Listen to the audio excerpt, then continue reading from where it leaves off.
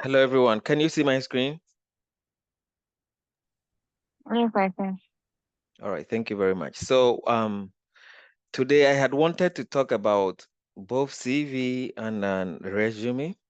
However, due to time, I would like to limit our discussion to only CV. And as you can see here, I've provided some kind of explanation to what a CV is. Probably we all know this. And just an overview or a reminder that CV provides a potential employer or let's say admission committee with an overview of your experience, background, and skills to entice them to invite you for an interview. So just imagine yourself as an artist who is crafting a kind of art for an auction event. You might not be there in person to talk about your art, but people should be able to um, get the whole message you are sending across through the art you present and then purchase it from you. So then you have to put a lot of you have to make it as communicative as possible and clear as possible so that even without saying a word, people around will be interested, approach your ad, and probably offer you or your representative something. So CV also requires sometimes the graduate or professional. It's also a requirement for graduate or professional school application. And for this, we will look at both ends of a CV. Some of you usually have one kind of CV. That is a one fit it all approach where you use that particular CV for any job opening and for any school application. That is a wrong practice, and as such, you must be very careful. You must always tailor your CV to a specific need or a requirement. I have over 6 or 7 CVs based on work experiences and job opportunities that open, and so I do not have one particular CV that I send for all application. Depending on the kind of application I am doing, I would probably um, adjust my CV accordingly. So, as I said, writing a CV is an art and not a science. Therefore, your focus should be to get the audience, to get past the screening stage, to be invited for an interview, right? Whether it is a job that you are applying for or whether it is a school that you are applying for. In some schools, you don't even have to attend, in some universities, you don't even have to attend um,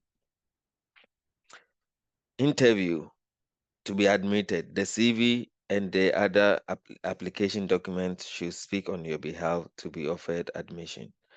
And then one thing or one something that is of importance when writing your CV is that you should put yourself in the shoes of the reader. Is it going to be something readable? Is it going to be something easy to navigate through and understand? You may think that you are presenting your best because you are the writer, but if another person reads the CV, is it going to make the same impact that you intend to communicate? You should also use concrete examples when describing your experience. Don't generalize um, um, your experiences in in in a way that it's it doesn't present your unique experience, but like an experience. Let's say you are a teacher and um, you are applying for a teaching position somewhere. Then you write in your experience, you prepare lesson notes and this and that, you know.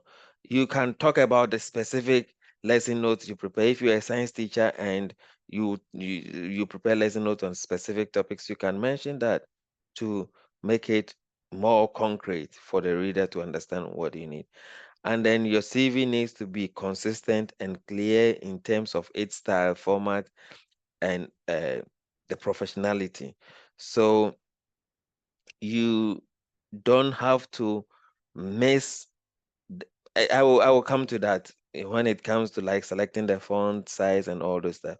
You have to present a clear and consistent design of a CV in all sessions and in all pages if you have more than one page. And then you also have to do your research. What it means to do your research is that you should search around what you are applying for, what they are looking for. If they have specific skills that is their focus for the potential employee, you should look out for it, and then that should guide you in terms of how you present your CV or the information about yourself. You would need to present the suitable ones for the for the um, for the application or for the particular post that has been advertised. And then the length. While we whilst in some jurisdictions there is no specific uh, required length for a CV, some countries do require a certain length of CV. So you must also in your research find out if the particular area you are applying to has a certain requirement in terms of the length or the page numbers that you should present in your CV. And sometimes the page number can also be dependent on your experience and exposure. If you are SHS graduate, definitely there's not much to talk about. If you are a bachelor degree holder with maybe 2 years experience in just one company, there might be not so much to talk about. But if you are in a managerial role with over 10 years experience, you have worked for more than 4 or 5 companies, you will know that it's going to be a lot of information. But still, you must know that if the requirement of, let's say, Canada, it's a maximum 2 pages, you should be able to um, compact your information to present a 2 page CV. And compacting your information doesn't necessarily mean that you should lose important information that will make you stand out in your job or in your school application. There is a way to do that, and probably we will learn all this along the line. And one tip that I want to give out is that in order not to have a one fit it all CV for all your school applications and job applications, you must have a master CV, which might be the first draft of your CV containing all information about you. And depending on which job comes up or which study program you would want to apply to, you will visit this master CV and select the important or the salient points and experiences that relate to the job advertisement or that relates with the program of interest, and then carve out a CV for tailored for that specific position or the specific study program you want to go for. Then we move on to the key elements of a CV. The first is contact information, and I'm saying the first because sure your contact information, including your name, should be the first. Apart from that, um, all other elements can be arranged in order of preference, and sometimes to also present your strong your strong areas to the reader or to the potential employer. So here we say that your contact information should include your full name, phone number, and professional email in an attractive header. Now, let me talk about the full name and then the phone number. I know that growing up, especially in Ghana, in the register, they wrote our name in reverse, or that they wrote your surname first before your first name. And even if you have a middle name, sometimes they are messed up. Until date, people still have problem with that, writing and ordering the name. Your first name should be first, and then your last name or your surname should be last if you have only two names. Otherwise, if you have a middle name, you should know how to organize it. In case you want to use your surname first, then there should be a comma after your first name before your middle name and then your first name. And also with the phone numbers, some of you, I don't know if it is out of ignorance or probably that is why we are here. You you write you limit yourself when you are preparing CV in terms of your phone numbers, because if you are if you are in Ghana, you just put 024, 025, whatever it is, and you don't put the country code. But if you are going out there, it is respectful to provide the necessary information to the potential employer and not assume that they should know the country code. So I would admonish that whether you will be sending your CVs to employees in Ghana or outside, just to save yourself time and some unnecessary disqualification, you should put your country code as part uh, of your phone number, and don't neglect that.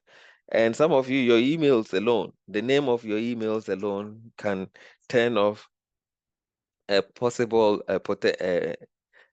employer. So I think that it is important to know the kind of emails that we have to create for professional indulgence and all that. You should include your civic address, which is optional. Also, you can then yeah, you can also indicate your local and then your permanent address city or city. Include your website or edited LinkedIn. I don't know if most of you have LinkedIn. LinkedIn is a more professional um, um, platform where recruiters can and you have well organized professional information about yourself. So sometimes you can, if you have a well designed, crafted LinkedIn profile, you can add the link to your profile. They can search for more information there. And then it is not necessary to include age or citizenship, especially when the um, advertised position uh, is not limiting you to, or it's not requiring you to provide this. Sometimes on the first appearance, the age might even not make the person interested, or your background, your citizenship might not make the person interested to read more and know you. They can automatically disqualify you. So not including it probably will even give you the chance to go through the interview. And during the interview, when these questions come up and you have still demonstrated that you have what it takes for them to hire you, they can overlook the age or the citizenship and still give you a chance. But sometimes putting this information out there, it's not necessary. In terms of language, if you are more than if you can speak more than one language, you have to list them, and also in listing them, you have to organize them in the order of relevance to the position you are applying for. If you are applying, say, for a position that require predominantly English speaking skills, and you can speak English and French and let's say Spanish in that order, you must first of all put your English speaking skills up and also add the level whether you are a basic speaker, intermediate, or advanced, or you can speak fluently, you have to include that. Any computer skills, laboratory skills, technical skills that you have must also be listed. You have to be specific, and also add the proficiency as well. If you're a basic user of Excel, add it. Um, if you are an intermediate user, if you are an expert in these skills, list them and usually try to use a bulletin. I think we'll come to that one. List all degrees you hold. That is under education. You have to list all degrees you hold or are working on, the most recent first. So you have to do it in reverse order. If you have attained secondary school first degree, second degree, or secondary school set A, um, diploma, bachelor's, and stuff, you have to list the recent one first, and you should include any specialization that you had, the thesis topic, especially when it comes to some schools, school applications where you're going to you are applying for further studies as it pertains to what you previously studied. It is important to bring out this. In case you have an excellent GPA above 3.0, you can put your GPA there, and it is school. When it is not school application, then it's not necessary to bring that there. And then if you have any scholarships or award for studying, you can list them here. But if I am looking for opportunity for another scholarship or something, then I want to highlight this awards section separately from the education so that it will catch the eye of the reader. And mind you, usually CVs are not read in details; they are skimmed through. So they skim through to look out if you have the prerequisite information that they are looking for. So if you would list your education and then put some award in the corner, the person might not even get to it. But if you have education as a subtitle, and then after the education you have award as another subtitle, they might be looking at the different subtitles. And so for me, I will personally highlight my awards and any scholarship I have had in the past. Your experiences, you can organize your experiences in such a way that you don't talk about uh, um, you don't make the place of work more important, but what you did as work more important. I don't know if you get my point. I have reviewed a lot of CVs, and I know that um, when it comes to work experience, somebody will write uh, Samsung Ghana this date to that date, and then under Samsung Ghana, they're going to write it up. Marketing and all those stuff. On the contrary, you can talk about um, sales and customer service as your title or your subtitle, and then under the sales and customer service, you can talk about promoting Samsung consumable goods, you know, uh, um, taking queries of clients and escalating them to the management and all that. So here you first highlight the experience you had, and you are not highlighting the place where you got the experience. All right. In this case, you can talk more. For example, if you take, let's say, sales and customer service experience, maybe you have worked in Samsung, you had that experience. You have worked with CocoaBoard, you had that experience.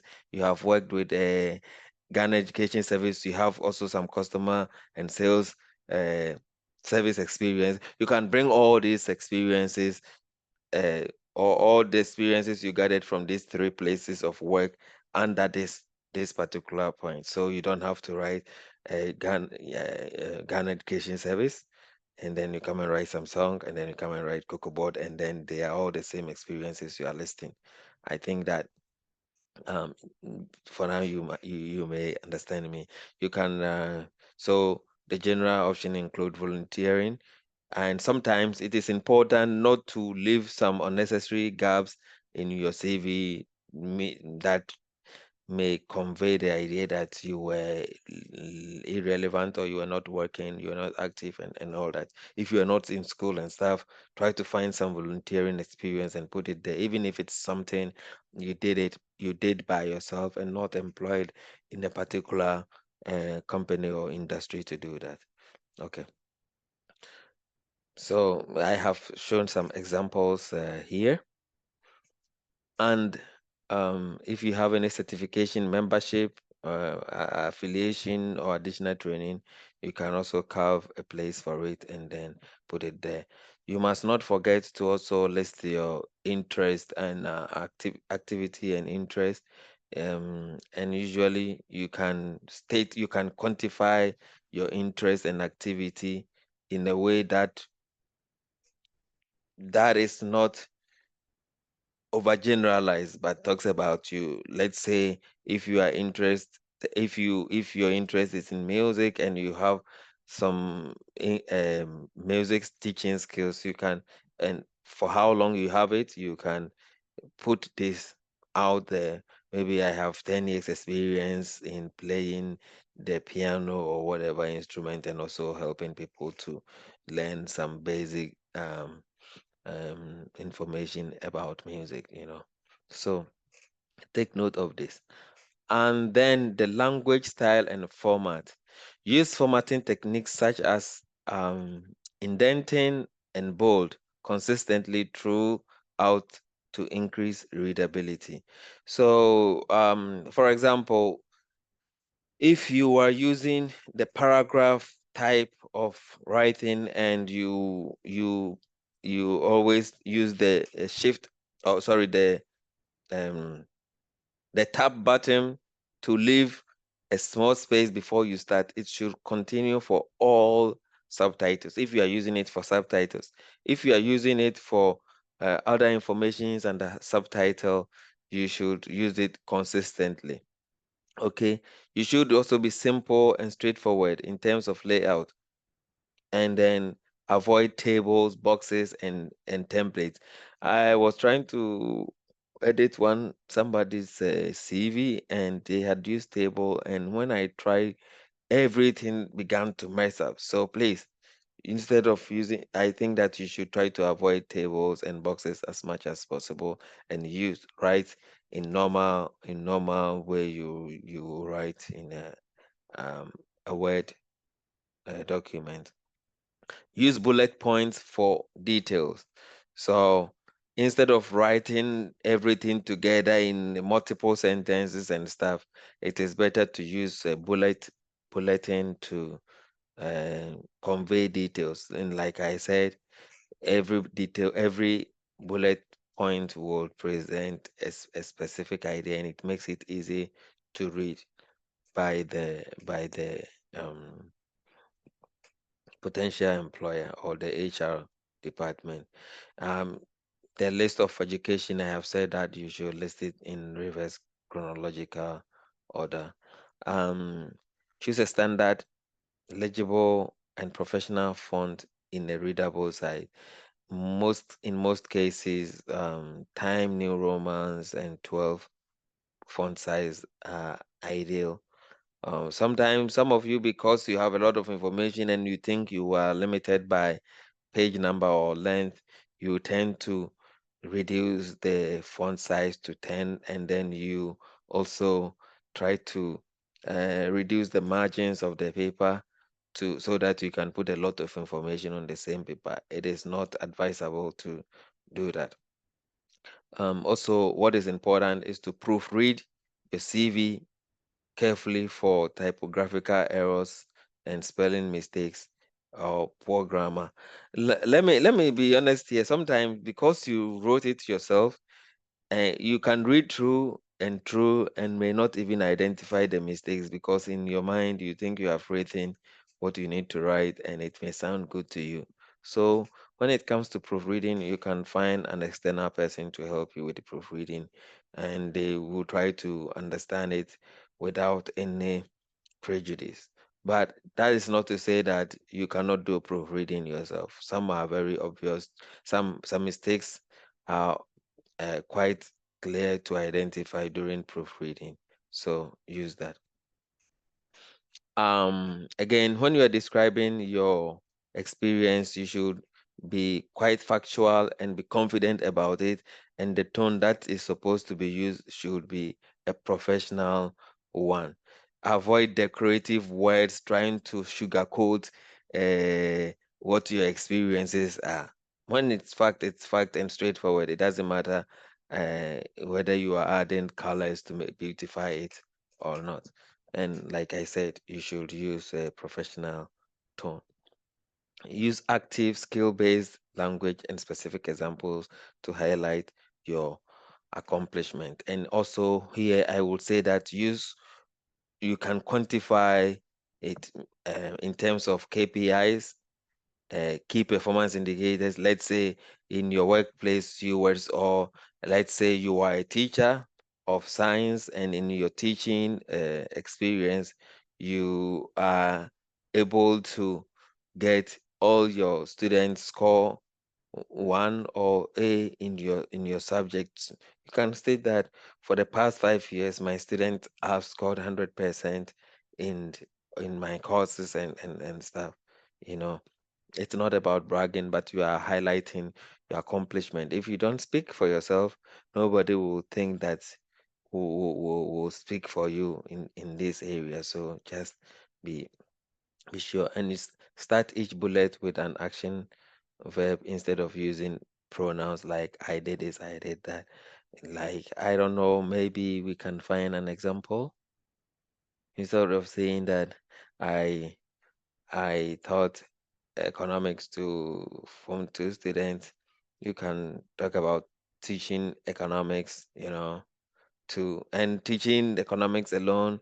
You can add the quality of the teaching that you do, that everybody, by the end of the lesson, everybody understood what you did, and they performed excellently well in your exercise or whatever it is. So take note of this. You should also pay attention to the verb tenses. If what you are writing about is in the past, you stick to past tense. If it's about something you are still doing, you can use present tense. And then if there are some descriptors uh, to bring clarity, try to use them. For example, um, in Ghana, people are likely to say national service. Outside Ghana, nobody knows what national service is. Okay, so instead of writing national service, you may want to capture it in a way that is more relatable to uh, uh, the outside world. Maybe compulsory voluntary service, you know, after after after undergraduate studies or whatever it is. And here, when we're talking about targeting your CV. Targeting your CV here means that you should have specific CVs for specific job applications or openings or study program, right? Sometimes when we are in school, we are learning a lot of different courses. By the time you finish undergraduate studies, you might have learned over 30 courses, and a position is advertised, and probably they are looking this position or master study, they are looking for somebody who is interested, who has some background in statistics. And in your study, statistics was one of the course you did when you were doing your thesis. You also did statistical analysis of your thesis yourself and stuff. Here, if you are going to apply, apart from all the knowledge you have gained, you should highlight the essence of the statistic you studied and how you have used it to support your to support your application, rather than trying to put everything there and giving everything the equal importance. And for me, I will use myself for example. I have worked in the kitchen, I have worked in the teaching field, I have worked as a service supporter, I have worked as a salesperson, and I have worked as a researcher. When I'm applying for my research a position for research, I don't put my kitchen experience there. I don't use my customer relating experience there. I have worked for Cocoa Board also. So I don't put all this there. I focus on what I have done with my research in the areas which pertain or which are important for that particular position of interest, and then I highlight them and bring them. When I want some, when I want some, yeah, I have a PhD, but when I want some side jobs that I know that I need it for the moment to just make something, I'm not going to put PhD there. They will not pick you. They will tell you you overqualified. You will not even hear from them. I'm not going to put masters there. Even sometimes when it becomes necessary, I'm not going to talk about my bachelor's, right? Because sometimes they feel like a certain position is is way below somebody who has a bachelor's, and so you should always target. If you have masters, but they are asking the position, they're asking for a position which they have specified the qualification to be bachelor's and stuff. Use your bachelor's information to apply for it if you think you need it, and don't try to impress because of the level of education you have had. It might in the end work against you, because sometimes they think that you are not sustainable if you get a better offer than them, because they're going to pay you a bachelor's salary. If you get a better offer that will pay you a salary that commensurate with your master's studies, you will leave.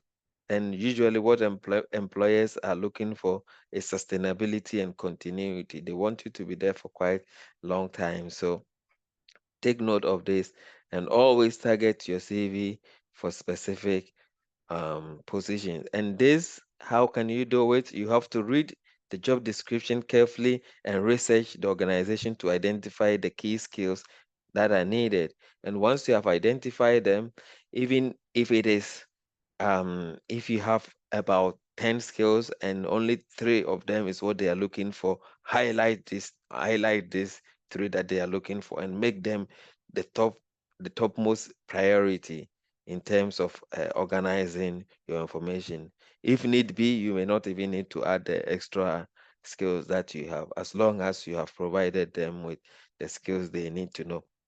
You should also use targeted heading, and that is the example I gave, like customer service experience, writing and editing experience and stuff. Use them to your advantage. It will help a lot. Also, ensure your descriptive bullets are prioritized and tailored for the role. Like I said, when they are listing the qualifications that they need and the skills that they require, they also bullet it. They also prioritize it. You will not know, but the first thing first, right? So when you are organizing yourself, try to mimic the order in which they have um,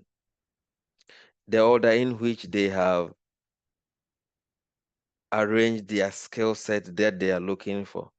Okay, and then consider the order of your sections to make sure the most important experiences appear early on, and this I have already explained enough.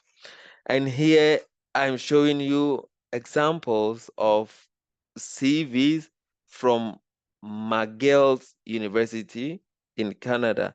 Actually, all the information or the resources I use in presenting this data come from McGill University in Canada. So maybe it can be a little bit biased, but I think in general terms, it's a representation of how an ideal CV must be for studies or for job application. And especially when you are applying for studies at the same time funding, you must be more particular about how to make your CV stand out, how to make your CV interesting for people who are in the selection committee to choose you over another person. So here we have a student who is Jane, and they have presented a sample CV about this person.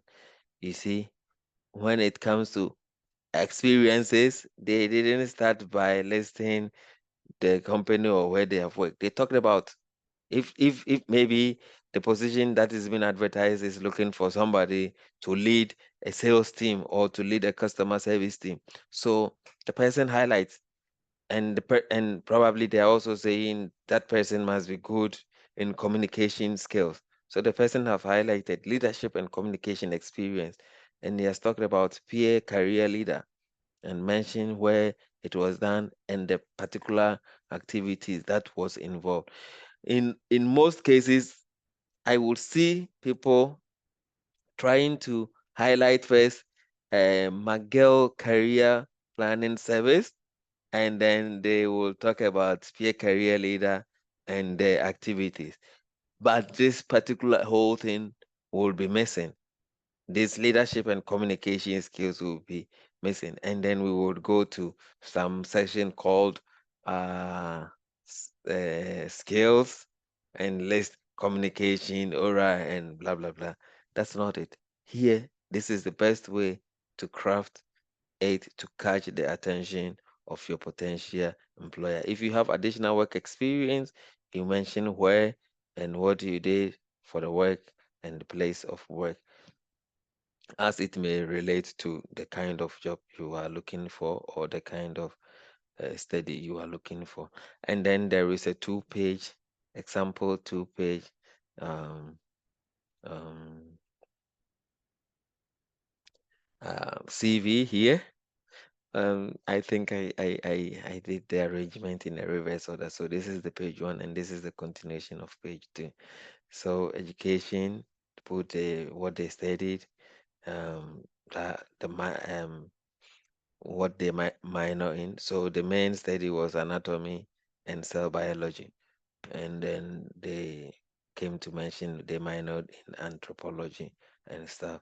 And here, if it is for school, um, for further studies, I will recommend that you would add your GPA if it is above 3.0. If it is not above 3.0, you can keep mute and not add it anywhere there. And then if you if the study program you are applying requires some research, then you want to talk about your research experiences. And when we talk about research, we're not talking only about what you have published, but anything that involved investigating some scientific concept and then having findings. Your thesis can be a research. If in your class, if in your previous class you were given team assignment where you needed to research and find information on the internet to write an essay or something, that is also a research. If you went to fail to collect data and stuff, that was also a research. You can list all these in a under the research experience. If you did internship where your work involved some kind of research, you can highlight all of them in the research under the research experience. And here they talked about that you can see several experiences. Research experience, community involvement, it was also an experience, and additional work experience. Also, when you have done something outside the usual school curricular system, you can bring it out. Some people are very um, academic, and also they are involved in athleticism and all that stuff. So you don't know, maybe that might be interesting to your school, especially in places where they place a lot of value on people with some exceptional athletic skills. So in the USA, a lot of people are attending school on scholarship based on their athletic contribution. Either they are soccer players, the football players, they are basketball players, they are runners or whatever. So it's not out of place to also highlight these things you have. And then activity of interest, you can mention like they have varsity soccer, McGill University, judo, black belt, what they have, music, piano, classical, jazz, blah blah blah, and maybe how many times you have done. And yeah, I think that for today I would want to end here and then maybe give the opportunity for questions and answer time. If you have any question or anything you would like to ask, you can unmute yourself and then um, you can unmute yourself and um ask your question. I wanted this to be as interactive as possible, but when we started, there weren't a lot of people here, so it became more or less monotone. But yeah, if you if you came late, if you joined late and you missed something, but you still have a question, please unmute yourself and ask your question. Thank you.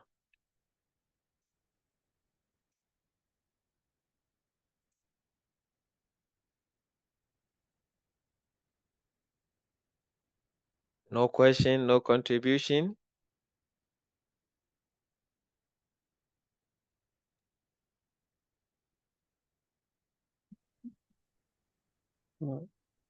Hi, Michael. Yes, sir. Do you have any question? Okay. Please, in crafting a CV, Mhm. I want to know, is there any way maybe I want to craft a CV, as you said, is it something that is privacy that I have to be showing it to maybe people to vet it for me, or the moment I'm done with it, I can just go through myself and then make sure that certain things are there, I'm okay with it. Maybe my first time crafting a CV. Yeah, so what are some of the possible ways I should make sure that what I have within myself is perfect for me, that I can use it for further uh, studies or for maybe an application. Thank All you. right, that's a good point. So I mentioned in my presentation that proofreading is very important. So when you have crafted or you have written to your satisfaction, first of all, if you are not experienced so much about in CV writing, you can get another person to go over for you if the information you have presented is adequate enough or is good enough um, to go out to your potential employer or admission committee. Okay, so I think it's not so private. But if you are an experienced person, you have written several CVs and stuff, and you think you can do the proofreading yourself, that's fine. But like I said, sometimes even in with all your experience, you might be in a haste, and you may think that in your mind what you've written is okay. So even when you are reading, you might want to write there, THERE, and you have written there. And because in your mind you thought you are writing there, you will read it even as there. Okay. But and so it's not out of place to seek proofreading from another person. And sometimes if your English is not excellent, I would advise that you look for someone who has a very good command over English to check the grammar and stuff for you. It will save you a lot of stress. And sometimes people even write CVs without talking about when they finish school or whatever. It can be very bizarre. So if you don't have experience, find another person. It shouldn't be a secret thing. You shouldn't be shy about asking for help where your knowledge is limited. All right. Please, thank you. And I want to ask also, is there a specific arrangement for arranging the CV? Or you can just put anything anywhere, then just arrange it the way you like it, or Oh, I like it. I touched on that. I will share the screen again.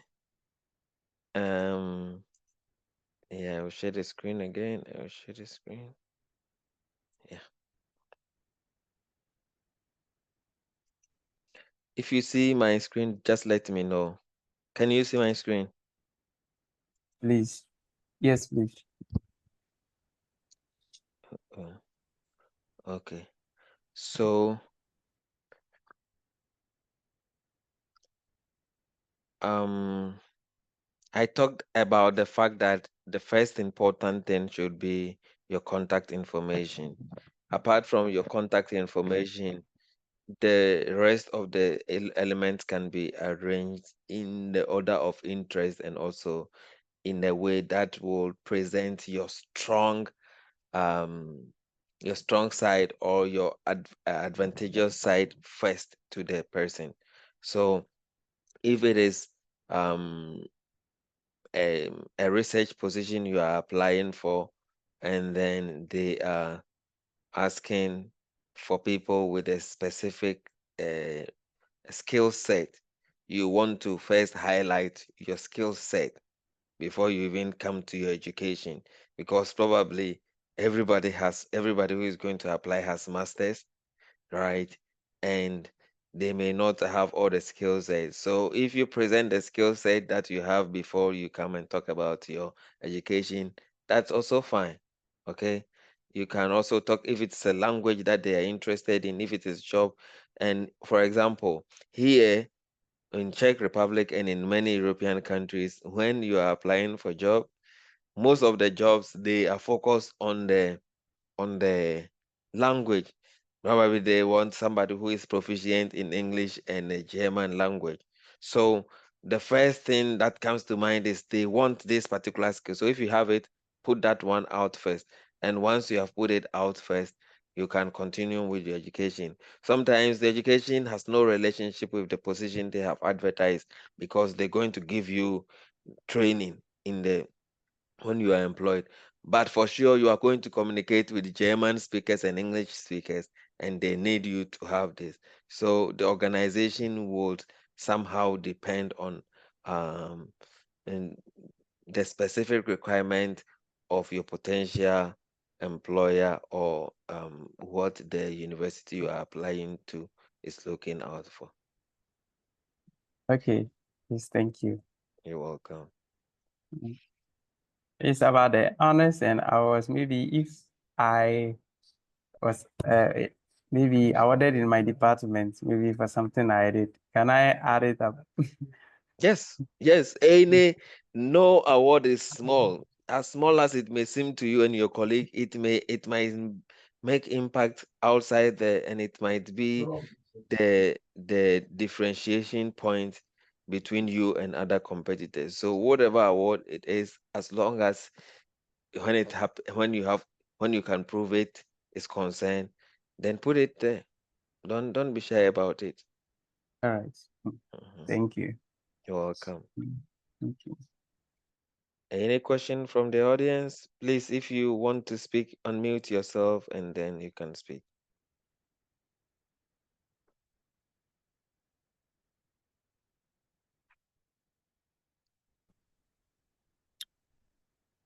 Okay, Thank please, you. my last question.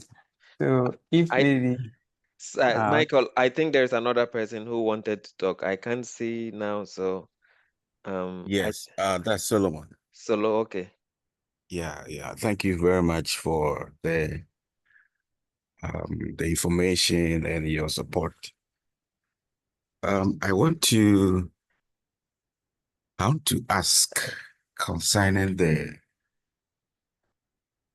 um this picture issue, you know, in the Europass format, there is Mm-hmm. a portion for a picture. Mm-hmm. Most of the time I use the Europass Mm-hmm. format.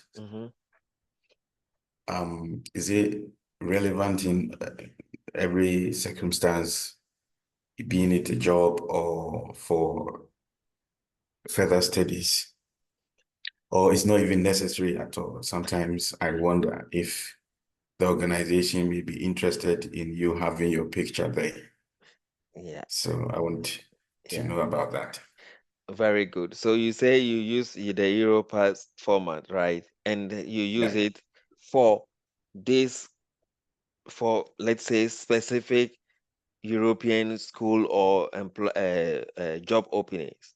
If you are not using it for, because the Europass is based on an agreement between some countries which have come out with this format. So it is for, I would say that it is not necessary in all circumstances, you know. And like I told you, sometimes people can misjudge, okay? And Okay. you are going to contest on an international market, let's say, and I don't know who might be selecting people or who might be doing the scheming and then be shortlisting people. They might have had even some um, unpleasant experience with a black person, and by the mere fact that they are seeing the picture of a black person, they might disqualify you. But if that information is protected, right, probably it's going to give you a chance to go to the next stage to be able to impress whoever is going to admit or is going to employ. On the other hand, I also mentioned that you can put your LinkedIn profile and stuff there, and if they visit this profile, they would have the photo or whatever they need. That is, if that is important aspects to them. So Mm. I personally will not encourage or advise that you have your CV, as you have your photo on your CV, unless the format you are using or where you are sending your application to requires that. In Ghana, I don't think we have certain standards spelled out, but in Canada, in the Europe and the United States, they have some standards that they require. Last time I was doing a nursing application, a school application for one lady in Ghana, and she sent me um for school in America, and she sent me a CV. And to be honest, that was the first time I was seeing a CV of that kind, and it looked bizarre to me. Uh, and she told me that she had already made some contacts in the USA or something like that, consultation, and they sent her a format that she should follow to present her nursing experience or to write her CV. And that's why she sent it to me this way. So that was for specific role. If I was going to also use the CV, let's say to apply for school for her in Europe and stuff, I was going to do it in a way that will be suitable for the European setting. So Mm. yeah, if you are using the Europass just because you think it guide you to prepare a nice CV, it's okay. But if you are going to send your CV to some workplaces in Ghana or outside this Europe setting, then you definitely do not need your photo there. Okay, thank you very much. You're welcome. Michael, you wanted to ask the last question?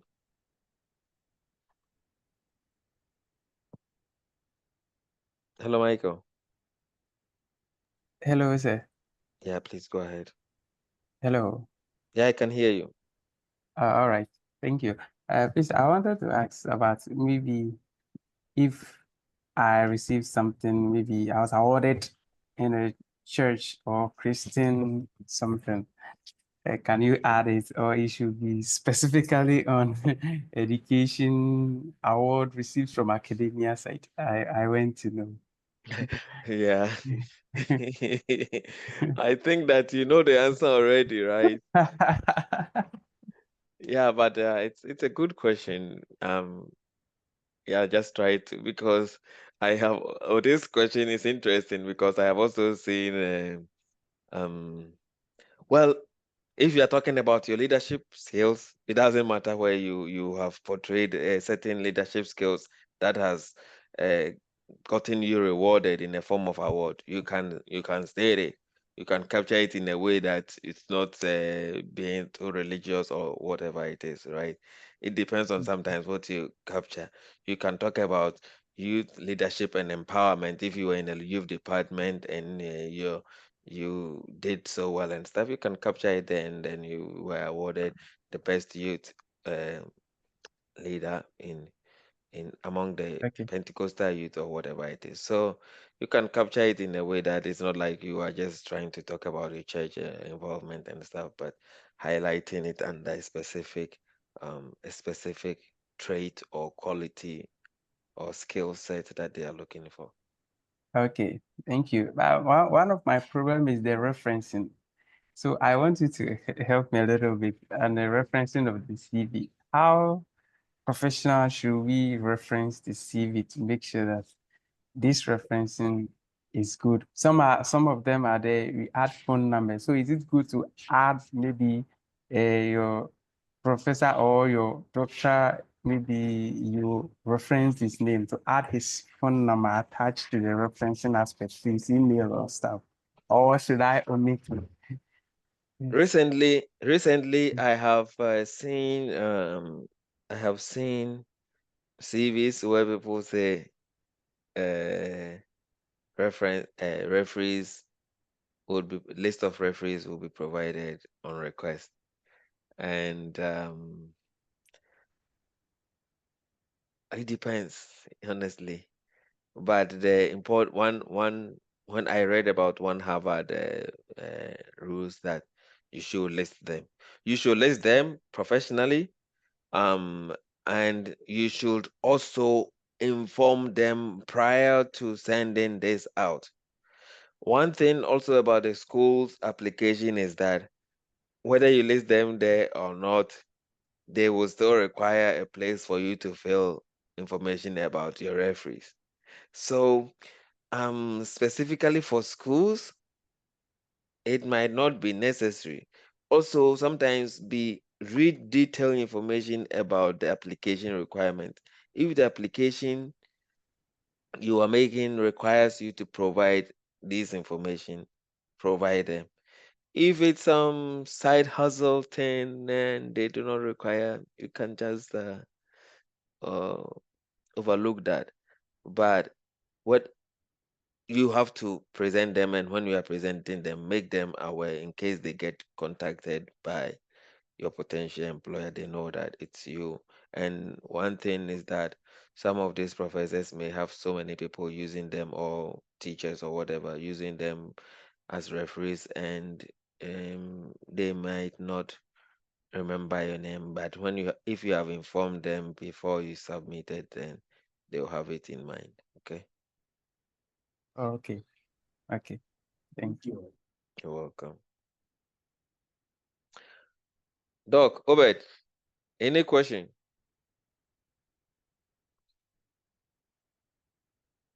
Ima? Okay, Solo? Yeah. Concerning these referees, Mm-hmm. um, having a professor or a doctor as a referee in our thinking seems to be, advantageous. That's what I'm thinking. What can you just have someone who is not in a higher position as your referee, maybe a colleague or just someone who is not in a higher position? Is it also something you can consider? First of all, where are you applying to? Like even in case of a job, because I know for academic purpose, you really need uh, a lecturer, a professor or doctor to reference. But other types of CVs that you are trying to carve it out, should you necessarily have someone very high position because we think that having such people give you, some kind of level.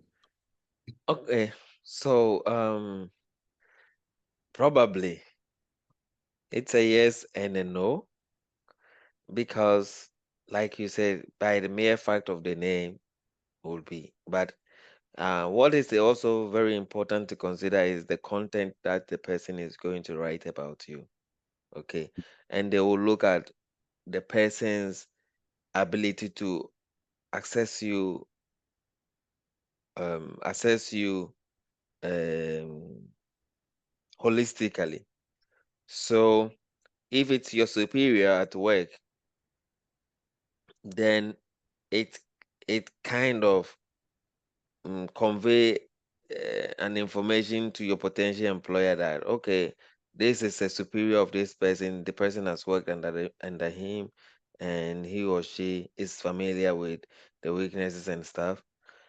So that is how we will prejudge that they're going to do a great job.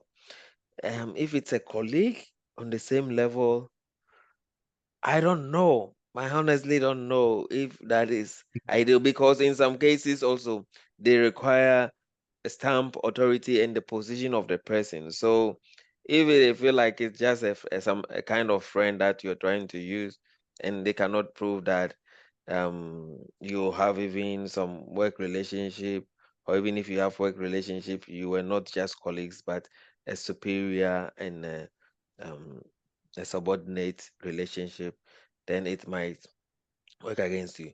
On the other hand, if he's not a professor but a lecturer and still has the potential to assess you and also be able to give kind of good information about you, that is better than a professor who will not have time, just write some generic information that doesn't get you to stand out and stuff. It will not do you Mm. any much good just because he's a professor.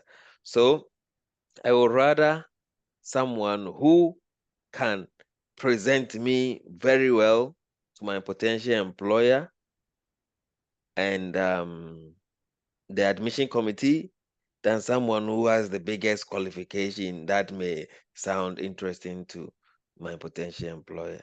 No. And to add to what you ask, sometimes the opening or the position are clear about who should be involved. And mind you, sometimes they use the term professor generically to mean a lecturer. So don't be Mm. don't be disturbed by the use of such expression.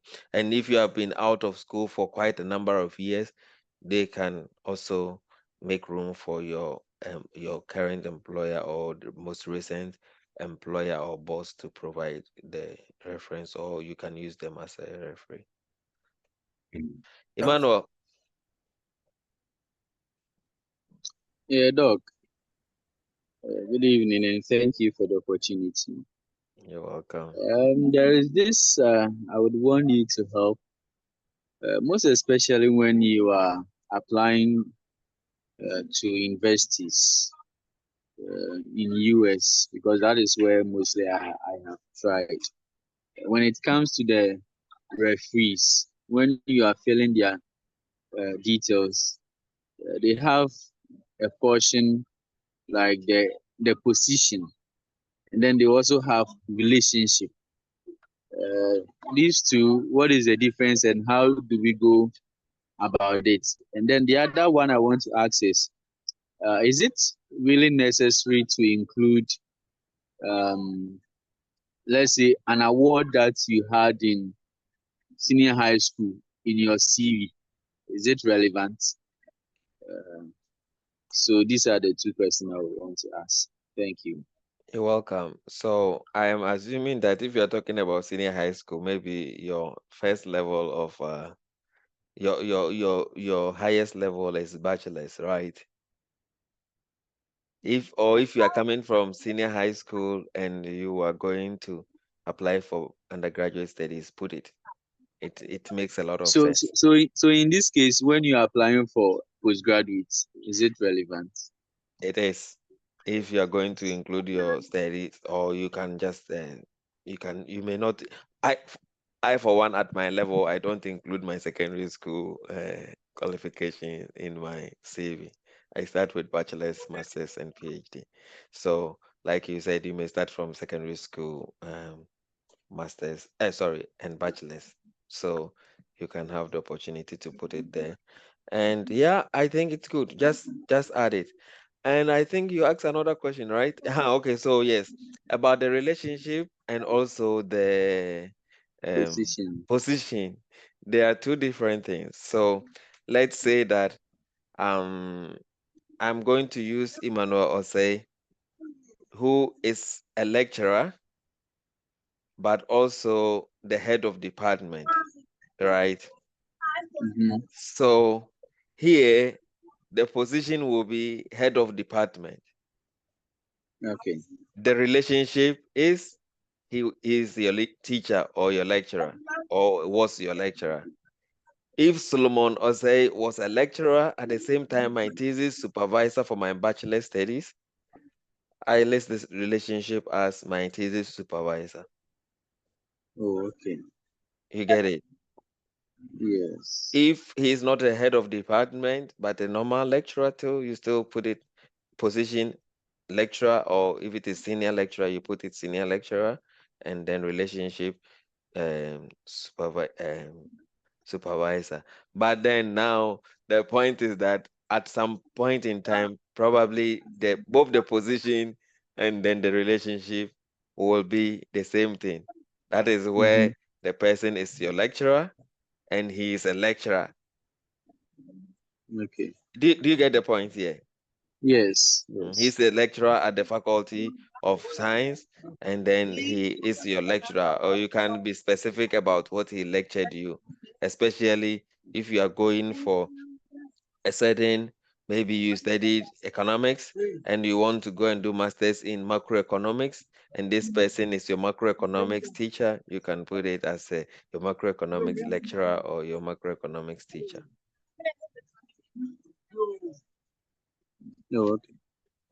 All All right. right. Thank You're welcome. I think that we do not have any further questions. Um, I would want to thank you all for your time and for your participation. I will make the recording available via my YouTube. So if you would miss anything, you can always revert, and I will probably be sharing some um, extra information about CV and resume in subsequent weeks. So do stand by for any further information. Thank you all and enjoy the rest of your day or your evening.